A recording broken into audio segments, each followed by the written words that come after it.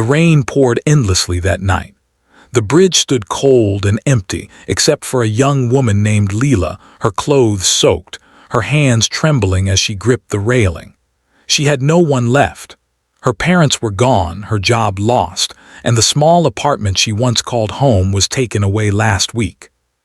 Her phone battery had died hours ago, but even if it hadn't, no one would have called. The world, she thought, had already forgotten her. She took a deep breath, whispering to the wind, "I'm sorry, I just can't anymore."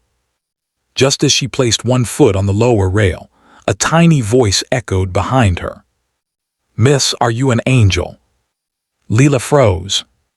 She turned around slowly and saw a little girl, no older than 6, holding a small yellow umbrella. The child's big brown eyes blinked up at her with pure innocence. What did you say?" Leela stammered. The girl took a few steps closer. "Mommy said angels come when people are sad. You're crying, so I thought maybe you're here to help me." Tears rolled down Leela's cheeks before she could stop them. "Help you?" The little girl nodded earnestly. "My doggy ran away. I was looking for him, but Mommy says angels always bring lost things back. So, can you help me find him?" Leela's heart cracked open. Her shaking hands fell from the railing. She crouched down, tears mixing with the rain. "I'm not an angel, sweetie. I can't even help myself." The little girl stepped closer and handed Leela her umbrella. "Then, maybe I can help you." Leela looked at her small, fragile frame, her pure smile, and something deep inside her shifted. That single moment, that single innocent act, broke through the darkness she had been drowning in for weeks. "Where's your mom?" Leela asked softly. The girl pointed toward a car parked near the end of the bridge. "She's waiting for me. I told her I saw a lady crying, but she said not to bother strangers. But you didn't look scary. You looked sad." Leela laughed weakly through her tears. "You're a brave little one." The girl smiled again.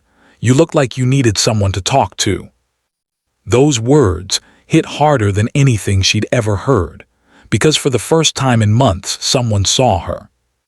Leela took the girl's hand, walked her back to her mother, who immediately rushed forward, thanking Leela for keeping her daughter safe. But Leela shook her head. "No, she's the one who saved me."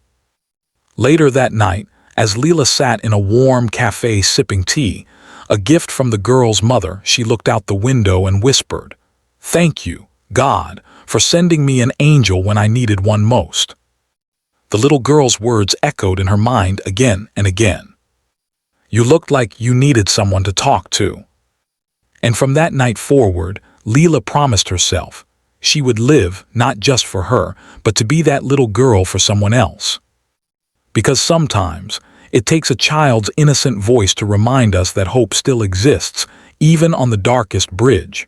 Cloud yellow. Leela didn't sleep that night. She couldn't. The rain had stopped, leaving the city streets glistening under the pale moonlight, but her mind was racing, her heart pounding in ways it hadn't in months. She thought about the little girl's words over and over. "You looked like you needed someone to talk to." The girl had no idea, of course, what she had done. She had no idea that her innocent curiosity had stopped Leela from stepping off that bridge. But in that tiny, trembling hand holding the umbrella, Leela felt something she hadn't felt in a long time: connection. The next morning, Leela walked to the small park where she had met the girl. The sun shone weakly through the clouds, and the air smelled of wet earth and new beginnings. She hoped to see the child again, to thank her properly. To her relief, the little girl was there, running toward a patch of daisies, chasing a butterfly. Leela hesitated for a moment, unsure how to approach. But then the girl looked up, her face lighting up. "You came back," she exclaimed. "I knew you would." Leela smiled softly, tears threatening again. "I had to. I wanted to say thank you. You saved me." The girl tilted her head. "You saved yourself. I just told you to stop crying." Leela laughed quietly, the sound strange but freeing. "You're right. I guess I needed a little push from an angel." The girl held out her small hand. "Do you want to come with me? I'm looking for my dog, Max. He ran off this morning. Leela took the hand without hesitation. Yes, I'd love to. As they wandered through the park, searching under benches and behind trees, Leela felt something shift inside her. Each laugh, each small victory, finding Max hiding under a bush, reminded her that life, even after despair, could have moments of joy. By the time Max was safely returned to the girl's arms, Leela realized she had forgotten the hopelessness that had weighed her down for so long.